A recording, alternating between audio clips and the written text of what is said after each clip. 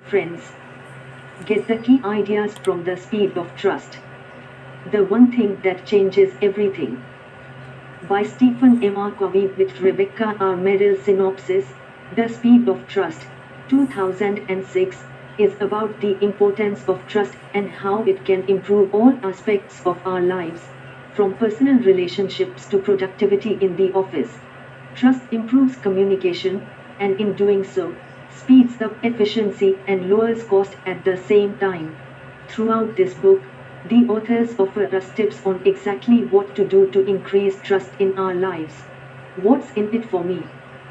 Learn how to improve your relationships by developing trust. I trust you. What does that mean? For many of us, trust is something like love, an abstract, rather fluffy thing. But this isn't true. Trust is a concrete, measurable factor. And it's an asset that we should spend more time cultivating. This summary highlights the benefits you can expect if you spend time growing trust in your relationships. Whether you run a business or just want to improve your personal interactions with others, reading this advice can help change your life.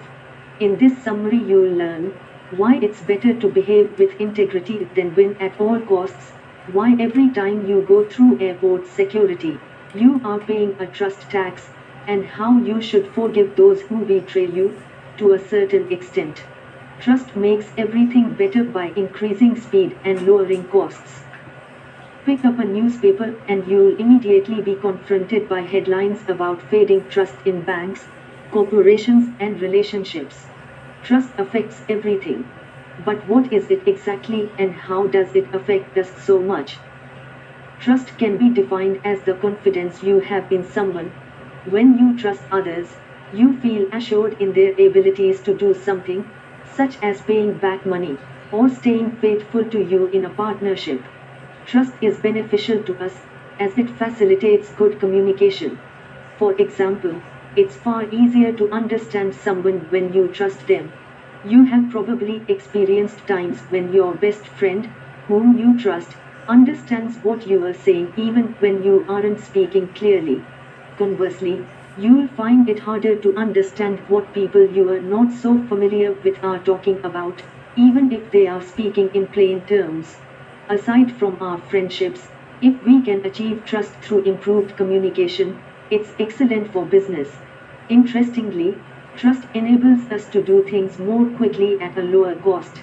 This is known as the economics of trust. So we see that the traditional economic formula of strategy x execution is equal to results is inadequate.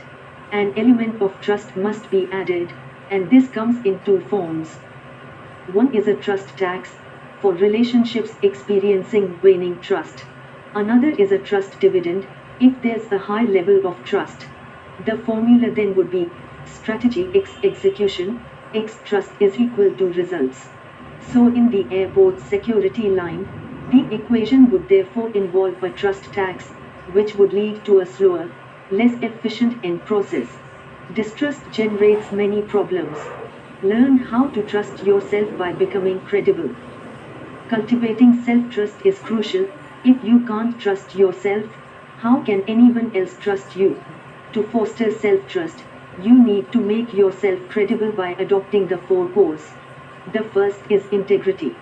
This entails being honest, standing by your principles, and doing what you say you'll do.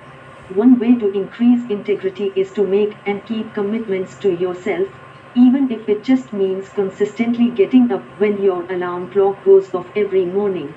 Sticking with a simple commitment like this will increase your self-trust. The second core is intent, meaning positive motives and behavior. You can improve intent by analyzing and redefining your motives, asking questions like, am I really listening to this person, or do I just want to win the argument? The third core is capabilities. That is, developing abilities that evoke confidence. For example, a child who learns a musical instrument is likely to possess higher self-confidence, which can benefit other areas in their life. One way to improve your capabilities is to keep learning.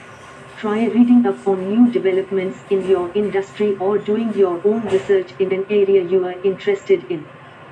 The last core is results, where you build a track record of deeds to which you have committed yourself.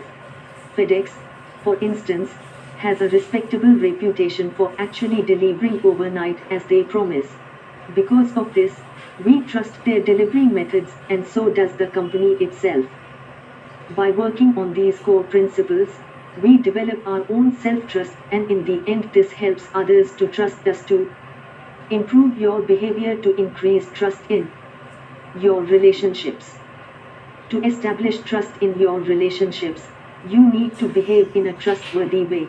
How many times do we really believe the skirt chaser who uses charm and excessive flattery? To make your word hold more weight than the skirt chasers, here are two things you can do. First, tell the truth.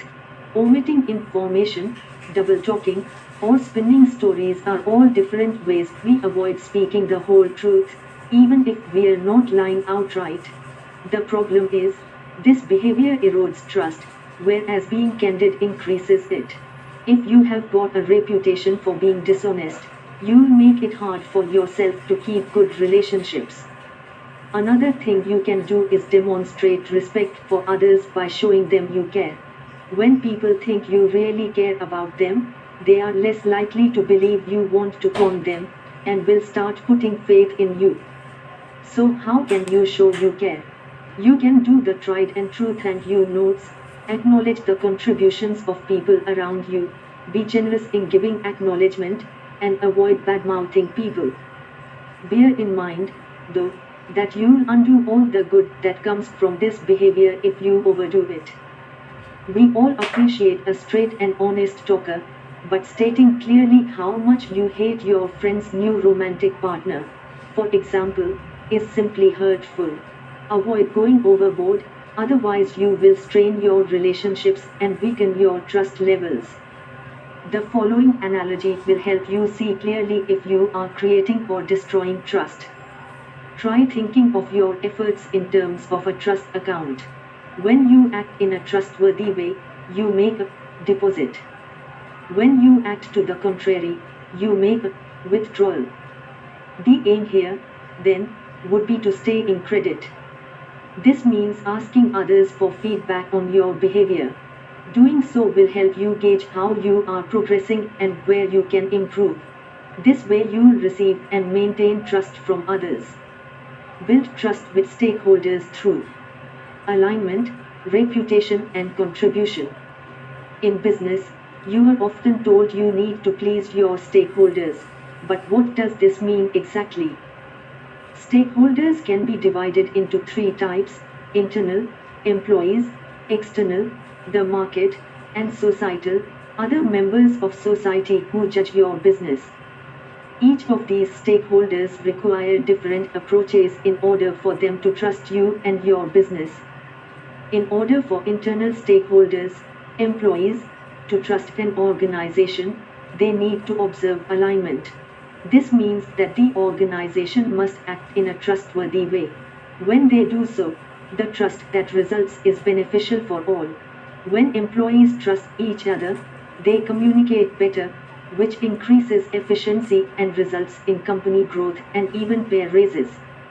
To instill trust in external stakeholders, a good reputation is paramount. Winning the trust of the market involves focusing on your brand or reputation. For example, Chinese products are unfortunately perceived as less trustworthy than British, German, or French products, because they have a reputation for being somewhat inferior and unreliable. For the third type of stakeholder, the societal stakeholder, trust is developed through contribution. A company which has a reputation for doing good by contributing to society will be well loved and respected. Trust can be restored by extending smart trust to others or by increasing our credibility. Once trust has been lost, many of us think it's lost forever. But in fact, trust can be restored. Let's take a look at how. Regaining and even strengthening trust takes effort, commitment, and the extension of smart trust. Smart trust lies in the middle ground between distrust and naive gullibility, and combines the following elements: an inherent feeling that others are generally worthy of trust, and a close look at the possible implications of trusting someone. Extending smart trust also shows others that they can trust us in return, and in this way damaged relationships can be rebuilt. Trust can also be restored by improving your credibility. It isn't possible for us to fix someone else's opinions about us and force them to trust us, so we have to try other means of rebuilding trust. Even if you have jeopardized someone's trust, you can make an effort to regain it by behaving in a way that improves your credibility. Final summary. The key message in this book: trust is a universal asset that can be created by every one of us. Trust changes everything for the better by speeding up interactions and lowering costs. If we conduct ourselves in ways that promote trust, it will flourish and we will witness the difference in our companies and our personal relationships. Actionable advice. The little things count. The next time you want to show others you care and wish to gain their trust, remember that it's often the small gestures that go a long way.